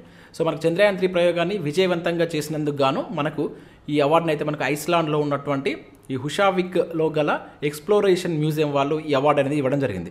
సో మనకు చంద్రయాన్ 3 ప్రయోగాన్ని ఇస్రో అనేది విజయవంతంగా ప్రయోగించిందనమాట. సో దానికి సంబంధించి వీళ్ళు ఏది ఐస్లాండ్లో ఉన్నటువంటి హుషావిక్ ఎక్స్ప్లోరేషన్ మ్యూజియం వాళ్ళు ఈ అవార్డు అనేది ఇవ్వడం జరిగింది. సో ఈ అవార్డుని ఎందుకు ఇస్తారంటే చంద్రుని యొక్క అన్వేషణ రంగంలో చెప్పుకోదగ్గ సహకారం అందించినటువంటి వ్యక్తులకు లేదా సంస్థలకు ఇచ్చేటువంటి అవార్డు అనమాట. సో మనకు చంద్రయాన్ 3 ప్రయోగం అనేటువంటిది 2023 ఆగస్టు 23న సో మనకు సక్సెస్ఫుల్గా సాఫ్ట్ ల్యాండ్ అయితే కావడం జరిగింది. మనకు చంద్రుని యొక్క ఏది దక్షిణ ధ్రువం పైన తొలిసారిగా, అంటే ఏ దేశం కూడా మనకు దక్షిణ ధ్రువం పైన దీనికి సంబంధించినటువంటి ల్యాండర్ను సాఫ్ట్ ల్యాండింగ్ అనేది చేయలేదు. సో మన భారతదేశం చేసింది కనుక సో దానికి సంబంధించి ఇక్కడ మనకు సో నెక్స్ట్ అంశం కనుక ఇక్కడ చూసినట్లయితే లీఫ్ ఎరిక్సన్ లూనార్ ప్రైజ్కి సంబంధించి ఇక్కడ చూద్దాం. 2023కి సంబంధించి మనకు చంద్రయాన్ ప్రయోగాన్ని విజయవంతంగా చేసినందుకు గాను సో ఇస్రోకు ఈ అవార్డు అనేది రావడం జరిగింది. సో మనకి ఇస్రోకు ఈ చంద్రయాన్ 3 ప్రయోగానికి సంబంధించి 2 అవార్డ్స్ వచ్చాయి. సో ఒకటి ఇది, ఇంకొకటి వచ్చేసి మనకు స్విగ్గెట్ జూనియర్ అవార్డు అని చెప్పేసి మరొక అవార్డు కూడా మనకు రీసెంట్గా రావడం జరిగింది. ఈ 2 చాలా ఇంపార్టెంట్, మనం బిట్ ఎక్స్పెక్ట్ చేయవచ్చు. చంద్రయాన్కి సంబంధించి ఏదైనా ఒక బిట్ మనకు రాబోయేటువంటి టీఎస్పీఎస్సీ కండక్ట్ చేసేటువంటి ఎగ్జామ్లో అడగడానికి ఛాన్స్ ఉంటుంది కనుక సో ప్రతిదీ గుర్తుంచుకోండి. సో దీనికి సంబంధించి ఇక్కడ మనం చూసినట్లయితే చంద్రయాన్ 3 ప్రయోగాన్ని విజయవంతంగా చేసినందుకు గాను మనకు భారత అంతరిక్ష పరిశోధన సంస్థకు ఇస్రోకు సో ఐస్లాండ్లో ఉన్నటువంటి ఈ హుషావిక్లో గల ఇది ఒక ప్లేస్, అక్కడ ఉన్నటువంటి ఎక్స్ప్లోరేషన్ మ్యూజియం వాళ్ళు ఈ అవార్డుని ఇవ్వడం జరిగింది అనమాట. ఏది లీఫ్ ఎరిక్సన్ లూనార్ ప్రైజ్ 2023కి సంబంధించిన అవార్డుని అయితే ఇచ్చారు. సో ఈ అవార్డు ఎందుకు ఇస్తారంటే చంద్రుని యొక్క అన్వేషణ రంగంలో చెప్పుకోదగ్గ ఎవరైతే సహకారంగా వచ్చి కృషి చేస్తారో ఆ వ్యక్తులకు లేదా సంస్థకు మనకు ఈ ఐస్లాండ్కి సంబంధించినటువంటి ఎక్స్ప్లోరేషన్ మ్యూజియం వాళ్ళు ఈ అవార్డు ప్రతి ఇయర్ ఇవ్వడం జరుగుతుంది. సో ఈసారి మనకు చంద్రయాన్ 3 ప్రయోగానికి గాను ఇస్రో అనేటువంటి సంస్థకు ఈ అవార్డు ఇవ్వడం జరిగింది. సో ఇది గుర్తుంచుకోండి. సో మనకు చంద్రయాన్ 3 ప్రయోగం అనేటువంటిది ఆగస్టు 23, 2023లో మనకి సక్సెస్ కావడం జరిగింది. మీకు తెలిసినటువంటి ఆగస్టు 23 మనకు ఒక డేగా సెలబ్రేట్ చేస్తున్నాం. అదేంటనేది మీరు కింద కామెంట్ చేసేటువంటి ప్రయత్నం చేయండి. సో మనకు ఆగస్టు 23, 2023న చంద్రుని యొక్క దక్షిణ ధ్రువం దగ్గర చంద్రయాన్ 3 అనేది మనకు విజయవంతంగా ల్యాండ్ అవ్వడంతో ప్రపంచ స్థాయిలో భారతదేశం పేరు అనేటువంటిది ఒక మంచి ప్లేస్లో, అంటే ఒక చిరస్థాయిగా నిలిచిపోయేటువంటి డే అన్నమాట అది. సో దానికి కానీ ఇస్రో యొక్క ఈ విజయానికి గుర్తింపుగా మనకు ఈ ఐస్లాండ్ వాళ్ళు మనకి అవార్డు అనేది ఇవ్వడం జరిగిందనమాట. సో ఇది గుర్తుంచుకోండి. మన భారత్ చంద్రునిపై ముఖ్యంగా దక్షిణ ధ్రువం పైన సాఫ్ట్ ల్యాండ్ చేసినటువంటి మొట్టమొదటి దేశంగా కూడా నిలిచిందనమాట. అంటే చంద్రుడి పైన ప్రయోగాలు చేసి అక్కడ ల్యాండ్ అయినటువంటి దేశాలకు సంబంధించి కనుక చూసినట్లయితే మనది ఓవరాల్గా చూస్తే 4వ దేశం. సో అంతకంటే ముందు మనకు యూఎస్ఏ కావచ్చు, చైనా, రష్యా చంద్రుని పైన ప్రయోగాలు చేసినాయి. కాకపోతే దక్షిణ ధ్రువం పైన ఏది మనకి ఇంత పర్ఫెక్ట్గా సాఫ్ట్ ల్యాండ్ అనేది కాలేదన్నమాట. అంటే ల్యాండర్ అక్కడ ల్యాండ్ కాలేదు. సో దక్షిణ ధ్రువం పైన మనది మొట్టమొదటిసారిగా మన భారతదేశం ప్రయోగం చేపట్టింది కనుక సో ఫస్ట్ దేశం కింద గుర్తుంచుకోండి. సో దానికి గాను మనకు ఈ ఐస్లాండ్లో ఉన్నటువంటి హుషావిక్లో ఉన్నటువంటి ఎక్స్ప్లోరేషన్ మ్యూజియం వాళ్ళు అవార్డు అనేది ఇవ్వడం జరిగింది. సో ఇది మనకు వచ్చినటువంటి ఫస్ట్ అవార్డు. సో నెక్స్ట్ మరొక అవార్డు కూడా వచ్చింది. ఇది కూడా చాలా చాలా ఇంపార్టెంట్ అవార్డు. ఇది రీసెంట్గా వచ్చినటువంటి award. So John L Jack Swigert Junior పురస్కారం కూడా మనకు చంద్రయాన్ 3 ప్రయోగానికి సంబంధించి అయితే ఇవ్వడం జరిగింది. ముఖ్యంగా చంద్రయాన్ 3 మిషన్ సక్సెస్ చేసినటువంటి భారత అంతరిక్ష పరిశోధన సంస్థకు యొక్క సైంటిస్టులకు, ఆ సైంటిస్ట్ బృందం ఉంటుంది కదా, సో వాళ్లకు ఈ అవార్డు అనేటువంటిది ఇవ్వడం జరిగింది. గుర్తుంచుకోండి, ఇంతకుముందు అది ఇస్రో సంస్థకి ఇచ్చారు, ఇక్కడ మనకు సైంటిస్టులకు ఇవ్వడం జరిగింది. సో ఈ సంస్థ ఎక్కడ ఉంటుంది, మనకు అమెరికాలో ఉన్నటువంటి కొలరాడోకు చెందినటువంటి ఎన్జిఓ సంస్థ అనమాట. ఇది స్పేస్ ఫౌండేషన్లో ప్రతి ఏటా ఈ పురస్కారాన్ని అందించడం జరుగుతుంది అనమాట. ఇది గుర్తుంచుకోండి. సో ఈసారి మనకు చంద్రయాన్ 3 మిషన్కి గాను దాంట్లో ఉన్నటువంటి సైంటిస్టులకు ఈ స్విగ్గెట్ జూనియర్ పురస్కారాన్ని అందించడం జరిగింది. సో ఇది మనకు ఏదైతే ఈ స్పేస్ ఫౌండేషన్ అనేటువంటి సంస్థ ఉంది కదా, ఇది మనకు 1983లో మనకు ఈ ఫౌండేషన్ను అమెరికాలో స్థాపించడం జరిగింది. ఎక్కడంటే కొలరాడో అనేటువంటి ప్లేస్లో దీన్ని స్థాపించారనమాట. సో ఇక్కడ 2 అవార్డ్స్ని గుర్తుంచుకోండి. మనకు ముఖ్యంగా ఏ దేశం ఇచ్చింది, అక్కడ మనం ఇంతకుముందు చూసింది ఏ దేశం, ఇక్కడ ఇది వచ్చేసి అమెరికా. సో ఇంతకుముందు చూసినది మనకు ఐస్లాండ్ అనమాట. ఏ దేశం నుంచి అవార్డ్స్ వచ్చినది కూడా ఇంపార్టెంట్. అక్కడ మనం కొంత కన్ఫ్యూజ్ కావడానికి ఛాన్స్ ఉంటుంది కనుక జాగ్రత్తగా గుర్తుంచుకోండి. సో నెక్స్ట్ అంశం చూసినట్లయితే ఇక్కడ భారత నౌకాదళంలోకి ఐఎన్ఎస్ సందాయక్ అని చెప్పేసి చూడవచ్చు. సో ఇక్కడ మనం చూసినట్లయితే దేశంలోనే రూపొందించినటువంటి అతిపెద్ద సర్వే నౌక సో దీన్ని రీసెంట్గా మనకు ఏది నౌకాదళంలోకి ప్రవేశపెట్టడం జరిగింది. సో గుర్తుంచుకోండి, డైరెక్ట్ క్వశ్చన్ ఎట్లా అడుగుతారంటే ఇటీవల వార్తల్లో నిలిచినటువంటి ఐఎన్ఎస్ సందాయక్ అనేది ఏంటిది అని చెప్పేసి అంటారు. సో ఇది దేశంలో రూపొందించినటువంటి అతిపెద్ద సర్వే నౌక అన్నమాట ఇది. ఓకేనా, ఇది గుర్తుంచుకోండి, మనం కన్ఫ్యూజ్ చేయడానికి ఛాన్స్ ఉంటుంది. ఓకేనా, అయితే దీన్ని మనకు ఎవరు రూపొందించారంటే కోల్కతాలో ఉన్నటువంటి garden reach ship builders and engineer అనేటువంటి సంస్థ దీన్ని రూపొందించడం జరిగింది. దీన్నే మనం GRSC అని చెప్పేసి పిలుస్తాం. సో ఈ సంస్థ దీన్ని నిర్మించడం జరిగింది. యాక్చువల్గా ఇది 2021లోనే దీనికి సంబంధించి సముద్రం పైన కొన్ని టెస్టులు చేస్తారు. సో రీసెంట్గా మనకి ఇప్పుడు నౌకాదళ దినోత్సవం ఉంది కదా, December 4న నేవీ చేతికి దీన్ని అప్పగించడం జరిగింది. ఈ డే ఇంపార్టెంట్, మన ప్రీవియస్లో చాలాసార్లు అడిగినండి. సో నౌకాదళ దినోత్సవాన్ని ఎప్పుడు జరుపుకుంటామని చెప్పేసి అడగడం జరిగింది. So December 4th. సో అదే రోజున మనకు నేవీ చేతికి సో ఈ మనకు INS సందాయక్ అనేటువంటిది అతిపెద్ద సర్వే నౌకను మనకు నేవీకి అప్పగించడం జరిగింది. ఓకేనా, అయితే యాక్చువల్గా ఈ శ్రేణిలో మొత్తం 4 చేయబోతున్నారంట. దానిలో మనకు మొట్టమొదటిది ఇప్పుడు ఇది అనమాట, INS సందాయక్. ఇది ఫస్ట్ది. ఓవరాల్గా ఇటువంటి 4 చేయాలని చెప్పేసి డిసైడ్ అయ్యారు. దాంట్లో మనకి ఇది ఫస్ట్ది అని చెప్పేసి గుర్తుంచుకోండి. సో ఇది కోల్కతాలో ఉన్నటువంటి గార్డెన్ రిచ్ షిప్ బిల్డర్స్ అనేటువంటి ఇంజనీర్ సంస్థ దీన్ని రూపొందించడం జరిగింది. సో ఈ రకంగా మనకు క్వశ్చన్ అడగడానికి ఛాన్స్ ఉంటుంది కనుక ఎవరు రూపొందించారు. ఓకేనా, అండ్ అదేవిధంగా ఇది సంబంధించి దేనికి సంబంధించినటువంటిది అని చెప్పేసి కూడా అంటారు. సో దీని యొక్క వర్క్ ఏంటంటే రక్షణ అవసరాల కోసం సముద్ర భౌగోళిక డేటాను సేకరిస్తుంది అనమాట. అంటే ఇదేంటిది, ఒక సర్వే నౌక, సముద్రం పైన జరిగేటువంటి వాటిపైన ఇది ఒక సర్వే చేసి దానికి సంబంధించిన డేటాను అందించడం దీని యొక్క వర్క్ అని చెప్పేసి గుర్తుంచుకోండి. ఓకేనా, ఇంపార్టెంట్. మనకి ఇటీవల కాలంలో చాలా ఉన్నాయి. ఇప్పుడు దీనిలో ఒక 2-3 చూసేటువంటి ప్రయత్నం చేద్దాం. నెక్స్ట్ మరొక వీడియోలో మరికొన్ని కూడా వస్తాయి. సో వీటన్నిటిని గుర్తుంచుకోండి. సో నెక్స్ట్ అంశం ఇక్కడ చూసినైతే INS తుర్ముగ్లీ సేవలు పునఃప్రారంభం అంటే ఇక్కడ మనం చూడవచ్చు. ఓకేనా, సో ఇది ఆల్రెడీ మనకు భారతదేశంలో కొన్ని రోజులు సేవలు అందించి తర్వాత మాల్దీవులకు పంపించారు. సో మళ్ళీ ఇప్పుడు మాల్దీవుల నుంచి భారతదేశంకి వచ్చిన తర్వాత దీనికి సంబంధించినటువంటి వాటిని మళ్ళీ రీఫీడ్ చేసి మళ్ళీ మన భారత నౌకాదళంలోకి దీని యొక్క సేవలను పునఃప్రారంభించడం జరిగింది. అది గుర్తుంచుకోండి, INS తుర్ముగ్లీ అనేటువంటిది.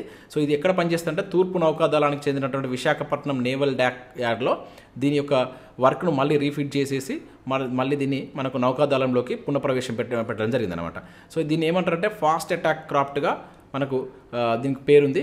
యాక్చువల్గా ఏంటంటే ఇది 2006 కంటే ముందు భారత్లో చాలా సేవలు అందించిందట. సో 2006లో దీన్ని మన భారతదేశం మాల్దీవులకు కానుకగా ఇవ్వడం జరిగిందనమాట. గుర్తుంచుకోండి, మాల్దీవులకు భారత్ మధ్య చాలా గొడవలు జరుగుతున్నాయి కనుక సో ఈ టైంలో మన క్వశ్చన్ ఎట్లా నిర్వచ్చు అంటే మాల్దీవులతోటి మనకు ఉండేటువంటి రిలేషన్స్ పైన క్వశ్చన్స్ అడగడానికి ఛాన్స్ ఉంటుంది. సో మనకైతే ఈ 2006లో దీన్ని పంపించిన తర్వాత రీసెంట్గా మనకు మే నెలలో ఇది మళ్ళీ భారతదేశానికి రావడం జరిగింది. సో దీనికి సంబంధించి మనకు ఏదైతే ఈ తూర్పు నౌకాదళానికి చెందినటువంటి విశాఖపట్నం నేవల్ యార్డ్లో దీనికి సంబంధించినటువంటి రీఫిట్ పనులు మళ్ళీ చేసి దీన్ని మళ్ళీ పునఃప్రవేశించారంట.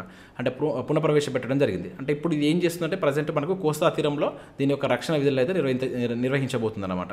ఓకేనా, సో ఇది వార్తల్లో ఉంది అని గుర్తుంచుకోండి. INS తుర్ముగ్లీ అనేటువంటిది ఏంటంటే ఒక నౌకాదళానికి సంబంధించినటువంటి ఒక రక్షణ విధులను చేసేటువంటి నౌక కింద గుర్తుంచుకోవాల్సి ఉంటుంది. ఆ రకంగా మనకు క్వశ్చన్ అడగడానికి ఛాన్స్ ఉంటుంది. ఇప్పుడు మనకు INS సందాయక్ చూసాం కదా, సేమ్ దానిలాగానే INS తుర్ముగ్లీ అని చెప్పేసి గుర్తుంచుకోండి. సో నెక్స్ట్ అంశం ఇక్కడ విషయంలో అయితే మనకు ఈ స్టార్షిప్ ప్రయోగం విఫలమంటూ చూడవచ్చు. సో ఇది కూడా చాలా ఇంపార్టెంట్. సో ఇది అమెరికాకు సంబంధించినటువంటి ప్రయోగం. సో అమెరికాకు చెందినటువంటి SpaceX సంస్థ రూపొందించినటువంటి ప్రపంచంలోనే అతిపెద్ద రాకెట్ అన్నమాట ఇది.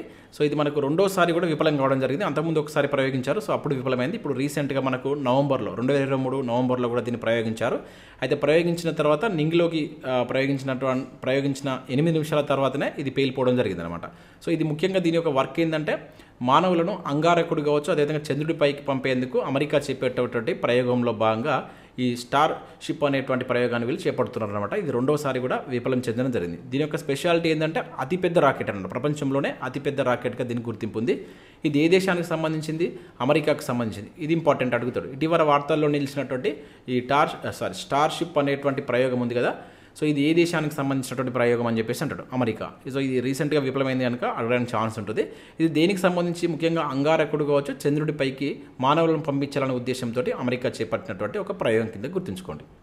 సో నెక్స్ట్ అంశం చూసినట్లయితే ప్రయోగశాలలో చేప మాంసం తయారీ అంటే ఇక్కడ మనం చూడవచ్చు. సో రీసెంట్గా మనకు ప్రయోగశాలలో చేప మాంసాన్ని తయారు చేయడానికి ఒక ప్రయోగాన్ని అయితే చేయబోతున్నారు. దానికి సంబంధించి మనకు వార్తల్లో ఉంది. సో ఇది వచ్చేసి ఎక్కడంటే మనకు central marine fishery research institute, మన కేరళలో ఉన్నటువంటి కొచ్చిలో మనకి ఈ రీసెర్చ్ ఇన్స్టిట్యూట్ అయితే ఉంది. సో వాళ్ళు ప్రయోగశాలలో ఈ చేప మాంసం తయారీ దిశగా అడుగులు వేయడం జరిగింది. ఇటీవల మనకి ఇది వార్తల్లో నిలిచినటువంటి అంశం. యాక్చువల్గా ఇటువంటి ప్రయోగాలు ఇప్పటికే ప్రపంచంలో కనుక చూసుకుంటే సింగపూర్ కావచ్చు, ఇజ్రాయెల్, యూఎస్ లాంటి దేశాల్లో ఇప్పటికే ఈ ప్రయోగశాలలో చేప మాంసాన్ని అయితే తయారు చేస్తున్నారు అనమాట. సో మొట్టమొదటిసారిగా మన భారతదేశంలో ఇది కొచ్చిలో ఈ ప్రయోగాన్ని చేయబోతున్నారు. సో ఇది దేశంలో ఎటువంటి ప్రయోగం చేయడం ఇదే మొదటిసారి కనుక గుర్తుంచుకోవాల్సి ఉంటుంది. ఓకేనా, ఎందుకంటే మనకు సముద్ర ఉత్పత్తులకు ఉన్నటువంటి డిమాండ్ దృష్టిలో ఉంచుకొని ఈ ప్రయోగం చేయాలని చెప్పేసి వాళ్ళు డిసైడ్ కావడం జరిగింది. అయితే దీనిలో ఏం చేస్తారంటే ఈ చేపల్లో ఒక ప్రత్యేక కణం ఉంటుంది కదా, సో వాటిని సేకరించి వాటిని ప్రయోగశాలలో పెంచడం ద్వారా ఈ మాంసాన్ని ఉత్పత్తి చేయవచ్చు అని చెప్పేసి వాళ్ళు చెప్తున్నారు. సో ఇట్లా ఉత్పత్తి చేసినటువంటి మాంసం అనేటువంటిది సేమ్ మనకు యాజ్ ఇట్ ఈస్ చేపలు ఎట్లయితే ఉంటాయో వాటి యొక్క రంగు కావచ్చు, రుచి, దాంట్లో ఉన్నటువంటి పోషక విలువలు కూడా సేమ్ కలిగి ఉంటాయని చెప్పేసి వీళ్ళు చెప్తున్నారు. సో గుర్తుంచుకోవాల్సిందంటే సో మనకు ప్రయోగశాలలో చేప మాంసం తయారీ అనేటువంటిది ఇటీవల ఏ ఇన్స్టిట్యూట్ అనేటువంటిది స్టార్ట్ చేసిందని చెప్పేసి అడగడానికి ఛాన్స్ ఉంటుంది. Central marine fishery research institute కొచ్చిలో ఉన్నటువంటి ఇన్స్టిట్యూట్ తయారు చేసినట్లుగా గుర్తుంచుకోండి. ఇంపార్టెంట్, దేశంలోనే మొట్టమొదటిసారిగా దీన్ని చేయబోతున్నారు కనుక అడగడానికి ఛాన్స్ ఉంటుంది. సో నెక్స్ట్ అంశం కనుక చూసినట్లయితే నైట్రోజన్ గ్యాస్తో మరణశిక్ష అమలు అంటూ ఇక్కడ ఒక ఇంపార్టెంట్ కరెంట్ అఫైర్ మనం చూడవచ్చు. సో రీసెంట్గా మనకు అమెరికా నూతన పద్ధతిలో ఒక మరణశిక్షను అయితే అమలు చేయడం జరిగింది. ఇది మనకు వార్తల్లో ఉంది, ఇంపార్టెంట్ గుర్తుంచుకోండి. ఏ దేశం అని చెప్పేసి అడుగుతారు. ఇటీవల నైట్రోజన్ గ్యాస్తో మరణశిక్ష అమలు చేసినటువంటి ప్రపంచంలోనే మొట్టమొదటి దేశంగా నిలిచినటువంటి దేశం ఏదని చెప్పేసి అంటాడు, అమెరికా అని చెప్పేసి గుర్తుంచుకోండి.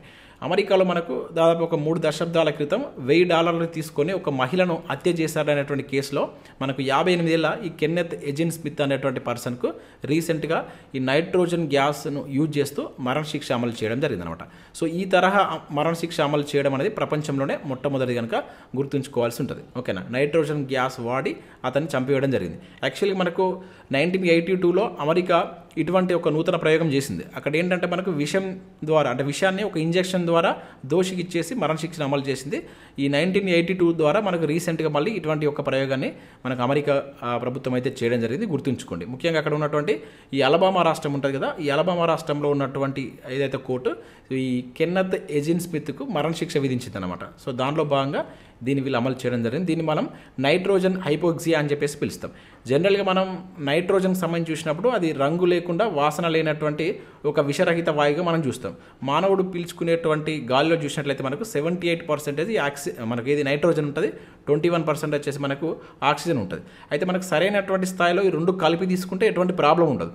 కాకపోతే ఈ ఆక్సిజన్ కాకుండా మనకు నైట్రోజన్ యొక్క సాంద్రత దాదాపు ఏవో 80% కనుక తీసుకున్నప్పుడు అది మనకేం చేస్తుందంటే నైట్రోజన్ గ్యాస్ అనేటువంటి శరీరంలోకి వెళ్ళి అక్కడ ఉండేటువంటి కణాలకు ఆక్సిజన్ అందక మరణం సంభవించేటువంటి ఛాన్స్ ఉంటుంది. సో అటువంటిదే ఇక్కడ మనం మరణశిక్ష విషయంలో మనం చూడవచ్చు అనమాట. సో ఇది చేపట్టినటువంటి మొట్టమొదటి దేశం ఏంటంటే అమెరికా అని చెప్పేసి గుర్తుంచుకోండి. అట్లా మనకు నేరుగా బీటాడడానికి ఛాన్స్ ఉంటుంది.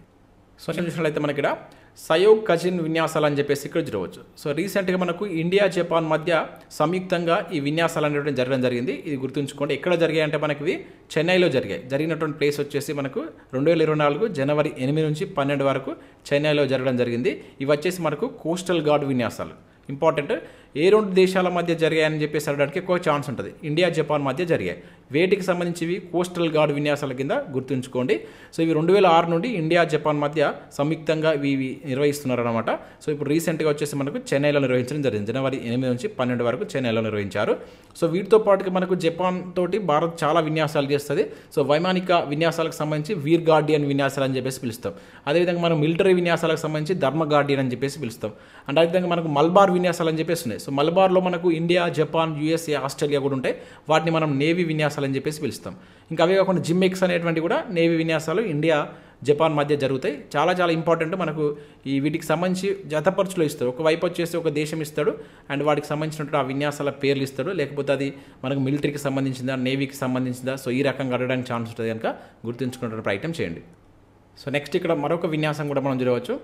సో డెజర్ట్ సైక్లోన్ 2024కి సంబంధించిన విన్యాసాలు కూడా రీసెంట్గా మనకు ఇండియా, యూఏఈ మధ్య జరిగాయి. ఇది గుర్తుంచుకోండి. ఏ రెండు దేశాల మధ్య అడుగుతారు, ఇండియా, యూఏఈ మధ్య జరిగాయి. ఇవి ఆర్మీ జాయింట్ విన్యాసాలు అని చెప్పేసి పిలుస్తామండి. ఈ ఆర్మీకి సంబంధించిన విన్యాసాలు ఎక్కడ జరిగాయంటే మనకు భారతదేశంలో ఉన్నటువంటి రాజస్థాన్ రాష్ట్రంలో ఉన్నటువంటి మహాజన్ ప్రాంతంలో ఇవి జరగడం జరిగిందనమాట. ఓకేనా. ఇవి ముఖ్యంగా ఏంటంటే ఈ పట్టణ ప్రాంతాల్లో జరిగేటువంటి కార్యక్రమాల్లో కనుక ఏమైనా యుద్ధం వచ్చినప్పుడు సో వాటిని ఏ విధంగా ఎదుర్కోవాలనేటువంటి దానికి ఉద్దేశించి మనకు ఇండియా, యూఏఈ మధ్య జరిగాయి. సో ఓవరాల్గా మనం గుర్తుంచుకోవాల్సిందంటే డెజర్ట్ సైక్లోన్ విన్యాసాలు ఏ రెండు దేశాల మధ్య జరుగుతాయి అంటాడు. సో ఇండియా, యూఏఈ అని చెప్పేసి గుర్తుంచుకోండి. విన్యాసాలకు సంబంధించి మనకు కంపల్సరీ ఒక బిట్ పడుతుందండి. సో వాటన్నింటినీ ఒక దగ్గర రాసుకొని మీరు చదివేటువంటి ప్రయత్నం చేయండి. సో నెక్స్ట్ చూసినట్లయితే చంద్రుడిపై కాలు మోపినటువంటి జపాన్ స్లిమ్ అంటే ఇక్కడ చూడవచ్చు. సో చంద్రుడిపైన ప్రయోగం కోసం అంటే చంద్రుడిపైన ప్రయోగాలు చేయడం కోసం స్లిమ్ అనేటువంటి ఒక ప్రయోగాన్ని మనకు రీసెంట్గా జపాన్ చేపట్టడం జరిగింది. గుర్తుంచుకోండి, ఇది ఇంపార్టెంట్, చాలా ఇంపార్టెంట్, అడగడానికి ఛాన్స్ ఉంటుంది. సో చందమామపై పరిశోధనకు జపాన్ ప్రయోగించినటువంటి ఉపగ్రహం పేరు ఏందని చెప్పేసి అంటాడు, స్లిమ్ అని చెప్పేసి గుర్తుంచుకోవాల్సి ఉంటుంది. ఇక్కడ స్లిమ్ అంటే ఇక్కడ smart lander for investigating moon అని చెప్పేసి మీనింగ్ వస్తుంది. ఓకేనా, ఈ అబ్రివేషన్ కూడా అడగవచ్చు. సో ఇది చంద్రుడి ఉపరితలం పైన విజయవంతంగా దిగిందనమాట. ఓకేనా, అట్లా మనకు చంద్రుడి ఉపరితలం పైన విజయవంతంగా ల్యాండ్ అయినటువంటి అంటే ఈ ప్రయోగాలు చేపట్టినటువంటి దానిలో మనకు జపాన్ ఇప్పుడు 5వ దేశంగా నిలవడం జరిగింది. ఇంతకుముందు మనం చూసాం భారతదేశం అనేటువంటి చంద్రయాన్ 3 తోటి 4వ దేశంగా ఉంది. ఓకేనా, సో ఇప్పుడు మనకు ఇది 5వ దేశంగా ఉందన్నమాట. So first and second third ప్లేస్లో ఏమున్నాయని మీరు కింద కామెంట్ చేయండి. ఆల్రెడీ మనం చూసాం కదా, ఫస్ట్ టాపిక్ మనం దానికి సంబంధించి చూసాం కదా, చంద్రయానికి సంబంధించి చూసినప్పుడు మనకు ఫస్ట్ 3 ఏ కంట్రీస్ ఉన్నాయని కూడా మీకు నేను ఎక్స్ప్లెయిన్ చేయడం జరిగింది. అవేంటనేది మీరు కింద కామెంట్ చేయండి. సో నెక్స్ట్ అంశం చూసినట్లయితే మొట్టమొదటిసారిగా నేరేడు జన్యుక్రమం ఆవిష్కరణ అంటూ జరగవచ్చు. సో నేరేడు చెట్టుకు సంబంధించిన దానిపైన ఫస్ట్ టైం మనకు భారత్లో ఈ జన్యుక్రమం ఆవిష్కరణ చేయడం జరిగిందనమాట. సో దీనికి సంబంధించి ఇక్కడ చూసినట్లయితే సో నేరేడు చెట్టుకు సంబంధించినటువంటి జన్యుక్రమాన్ని భారత శాస్త్రవేత్తలు మొట్టమొదటిసారిగా ఆవిష్కరించడం జరిగింది. సో మన భారత్లో ఉన్నటువంటి ముఖ్యంగా భోపాల్లో ఉన్నటువంటి Indian institute of science education and research పరిశోధకులు ఈ ప్రయోగం చేశారు. సో ఇక్కడ మనకు డైరెక్ట్ క్వశ్చన్ ఎట్లా అడుగుతారంటే ఎక్కడ ఉన్నటువంటి సైంటిస్టులు చేశారు, భోపాల్లో ఉన్నటువంటి Indian institute of science education and research పరిశోధకులు దీన్ని చేయడం జరిగిందనమాట. సో ఇది ఏంటంటే మనకు నేరేడు చెట్టు అనేటువంటిది చాలా ఔషధ గుణాలు ఉన్నటువంటి చెట్టు అనమాట. సో భారత్లో విస్తృతంగా ఉపయోగించుకుంటున్నటువంటి అంటే మనకు మెడిసిన్లో ఎక్కువ యూజ్ చేసేటువంటి చెట్టు అంట ఇది నేరేడు. సో దీనిలో మనకు ముఖ్యంగా ఏంటంటే ఈ మధుమేహానికి కట్టడి చేసేటువంటి ఔషధ గుణాలు ఉన్నటువంటి చెట్టు అంట. సో అందుకు గాను దీనిపైన ఫస్ట్ టైం మనకు ఈ జన్యుక్రమాన్ని ఆవిష్కరించడం జరిగింది. అంటే దీని ద్వారా మనకు రేపటి రోజున ఎక్కువ మొక్కలు జన్యుక్రమం ద్వారా పెంచేటువంటి ఛాన్స్ ఉంటుంది అనమాట. దీనిలో చాలా ఔషధ గుణాలు ఉన్నాయి కనుక సో వీటిని కృత్రిమంగా కూడా పెంచుకునేటువంటి ఛాన్స్ ఉంటుంది. సో అట్లా దీనిపైన మనకు ఫస్ట్ టైం జన్యుక్రమాన్ని ఆవిష్కరించడం జరిగింది. ఎవరు అంటే మనకు భోపాల్లో ఉన్నటువంటి Indian institute of science education and research పరిశోధకులు ఈ ప్రయోగాన్ని చేపట్టారు. సో అది గుర్తుంచుకోండి. సో నెక్స్ట్ ఇక్కడ కొన్ని ముఖ్యమైన అంశాలు చూద్దాం. సో ఇవి మనకి ఏంటంటే 1 వర్డ్కి సంబంధించినటువంటి డైరెక్ట్ అడగవచ్చు. సో వాటిని కూడా ఇక్కడ చూసేటువంటి ప్రయత్నం చేద్దాం. సో ఇవే కాకుండా ఇంకా చాలా ఉన్నాయి. సో ఈ వీడియో నేను దీంతో ఈ స్లైడ్ తోటి కంప్లీట్ చేస్తున్నాను, ఎందుకంటే 40 minutes ఏబో అవుతుంది కనుక. సో ఇక్కడికే క్లోజ్ చేస్తున్నాను. నెక్స్ట్ మళ్ళీ పార్ట్ 2లో మరికొన్ని అంశాలు చూద్దాం. మినిమం ఒక 3 to 4 వీడియోస్ పడితే మనకు సైన్స్ అండ్ టెక్నాలజీకి సంబంధించినటువంటి కంప్లీట్ 6 months అప్డేట్ చూడాలంటే. సో మీకు కంపల్సరీ ఈ వీక్లో సైన్స్ అండ్ టెక్నాలజీ అదేవిధంగా మనం ఏదైతే ఆల్రెడీ స్టార్ట్ చేసినటువంటి కరెంట్ ఎకానమీకి సంబంధించి కూడా అందించడం జరుగుతుంది. సో ఇక్కడ చూసినట్లయితే మనకు చెమటతోటి షుగర్ టెస్ట్ చేసేటువంటి ఒక కిట్ను తయారు చేసినటువంటి ఏలూరు సైంటిస్ట్ అయినటువంటి శ్రీనివాసరావుకు దానికి సంబంధించి పేటెంట్ హక్కులు రావడం జరిగింది అనమాట. గుర్తుంచుకోవాల్సిందంటే ఇక్కడ చెమటతోటి షుగర్ టెస్ట్ చేసేటువంటి పరికరాన్ని ఇటీవల ఎవరు తయారు చేశారని చెప్పేసి అడగడానికి ఛాన్స్ ఉంటుంది. శ్రీనివాసరావు అని చెప్పేసి గుర్తుంచుకోండి. ఇతను ఏలూరుకు సంబంధించినటువంటి వ్యక్తి. అతనికి దానిపైన పేటెంట్ హక్కులు కూడా వచ్చినాయి రీసెంట్గా. ఇక నెక్స్ట్ ఇక్కడ చూసినట్టు మనకు ఐఎండి. సో ఐఎండి అంటే తెలుసు కదా, ఇండియన్ ఇది మెట్రోలాజికల్ డిపార్ట్మెంట్ అని చెప్పేసి అంటాం కదా. సో ఈ డిపార్ట్మెంట్ మనకు రీసెంట్గా 2023 సంవత్సరాన్ని 2వ వెచ్చని సంవత్సరంగా ప్రకటించడం జరిగింది అనమాట. అంటే అత్యధిక వేడి ఉన్నటువంటి సంవత్సరాలను తీసుకుంటే మనకు అంతకుముందు 2016 ఫస్ట్ ఉండేది. దాని తర్వాత మనకు ఇప్పుడు 2023 2వ వెచ్చని సంవత్సరంగా అట్లా రికార్డు సృష్టించని చెప్పేసి వాళ్ళు ప్రకటించడం జరిగింది. మనకు ఐఎండీ ప్రకటించింది, గుర్తుంచుకోండి. ఇక నెక్స్ట్ 2024 జనవరి 1న మనకు ఇండియా పాకిస్తాన్ దేశాల మధ్య ఈ అణుస్థావరాల జాబితాలు పంచుకుంటాయన్న ప్రతి సంవత్సరం. ఇది ఇంపార్టెంట్, గుర్తుంచుకోండి. అంటే అణుస్థావరాల పైన యాక్చువల్గా దాడి చేయాలి. దీనికి సంబంధించి మనకు యుఎన్ఓలో ఒక ఒప్పందం కూడా ఉందన్నమాట. సో దాని ప్రకారం ప్రతి ఇయర్ జనవరి 1న ఎక్కడెక్కడ ఈ అణుస్థావరాలు ఉన్నాయని చెప్పేసి వాటికి సంబంధించిన డీటెయిల్స్ అనేది మన భారత్ పాకిస్తాన్కి ఇస్తుంది, పాకిస్తాన్ మనకు ఇవ్వడం జరుగుతుంది అనమాట. వాటిపైన దాడి చేయకుండా ఉండడం కోసం ఈ ఒప్పందం జరుగుతుంది. సో ఇది ఎప్పటి నుంచి స్టార్ట్ అయిందంటే ఈ ఒప్పందం 1988లో ఫస్ట్ టైం జరగడం జరిగింది అనమాట. సో అది దీనికి సంబంధించి. ఇక నెక్స్ట్ చూసినట్లయితే ఇక్కడ మనకు క్యాన్సర్ను గుర్తించడంలో ఆర్టిఫిషియల్ ఇంటెలిజెన్స్ సహాయం తీసుకుంటున్నటువంటి ప్రపంచంలోనే అతిపెద్ద క్యాన్సర్ హాస్పిటల్గా మనకు రీసెంట్గా టాటా మెమోరియల్ హాస్పిటల్ నిలిచిందనమాట. సో మనకు ఏఐకి సంబంధించి చాలా మనకు అంశాలు వార్తలు ఉన్నాయి. వీటన్నిటిని ఒక్క దగ్గరగా చేసుకొని మీరు చదివేటువంటి ప్రయత్నం చేయండి. అంటే ఇప్పుడు మనకు క్యాన్సర్ను కూడా గుర్తించడం కోసం మనకు ప్రపంచంలోనే అతిపెద్ద క్యాన్సర్ హాస్పిటల్ అయినటువంటి టాటా మెమోరియల్ ఉంటుంది కదా. సో దీన్ని ఏఐని యూజ్ చేస్తున్నట్లుగా మనకు రీసెంట్గా ప్రకటించడం జరిగింది. ముఖ్యంగా దీని యొక్క ఇంపార్టెన్స్ ఏంటంటే ప్రపంచంలోనే అతిపెద్ద క్యాన్సర్ హాస్పిటల్గా గుర్తింపు పొందిందనమాట. సో ఇవి మనకు ఈ వీడియోకి సంబంధించినటువంటి కొన్ని ముఖ్యమైనటువంటి సైన్స్ అండ్ టెక్నాలజీకి సంబంధించిన అంశాలు. సైన్స్ అండ్ టెక్నాలజీలో చాలా అంశాలు ఉంటాయండి, కాకపోతే నేను ముఖ్యమైన అంశాలు మాత్రమే ముందుకు తీసుకొస్తున్నాను. మన ముఖ్యమైన అంశాలు చేయడానికే 3 నుంచి 4 వీడియోస్ పడతాయి. మొత్తం చూడాలంటే మనకు అవన్నీ మనకు గుర్తుండవు. సో మనకు ఎగ్జామినేషన్ పాయింట్ ఆఫ్ వ్యూలో అడగడానికి ఛాన్స్ ఉన్నటువంటి కొన్ని అంశాలు నేను మీ ముందుకు తీసుకొస్తున్నాను. ఇవి చూసిన తర్వాత మీకు కనుక టైం ఉండి ఇంకా ఓపిక ఉంటే మిగతా కూడా మీరు చూసుకుంటే ప్రయత్నం చేయండి. నేను చేస్తున్న ప్రతి వీడియో కూడా మనం కంప్లీట్ 100% అన్నిటిని కవర్ చేయట్లేదు. అన్ని కవర్ చేస్తే చాలా లెంత్ ఇన్ఫర్మేషన్ అవుతుంది. మనం ఇచ్చేటువంటి కరెంట్ అఫైర్స్ పీడిఎఫ్ కూడా మన ఛానల్లో ముఖ్యమైన అంశాలపైన మనం ఎక్కువ ఫోకస్ చేస్తాం అన్నమాట. అది గుర్తుంచుకోండి. సో ప్రతి అంశాన్ని మనం కవర్ చేయలేం. కరెంట్ అఫైర్స్ అనేటువంటిది ఒక సముద్రం లాంటిది. సో మనం ఒక మంత్కి సంబంధించి కరెంట్ అఫైర్స్ వస్తే దాదాపుగా అదే ఒక 500 నుంచి 600 పేజీలు అవుతుంది. సో ఓన్లీ కరెంట్ అఫైర్స్ అవుతే మిగతా సబ్జెక్టులపైన అది ఎఫెక్ట్ పడుతుంది. సో అందుకని కరెంట్ అఫైర్స్కి ఎంత ప్రియారిటీ ఇవ్వాలో అంత ఇవ్వండి. అక్కడ ఎక్కువగా చదవకండి, బట్ చదివిన దాన్ని పర్ఫెక్ట్గా నేర్చుకోండి. ఒకవేళ అక్కడి నుంచి కనుక బిట్ వచ్చిందనుకో మనం 100% చేసే విధంగా ఉండాలి. సో ఇది దీనికి సంబంధించి. సో వీడియో చూసిన ప్రతి ఒక్కరు కంపల్సరీ లైక్ చేస్తారనుకుంటున్నాను. మీ నుంచి సపోర్ట్ ఉండాలి. లైక్ చేసి మీ మిత్రులకు షేర్ చేయండి. Thanks for watching. Thank you everyone.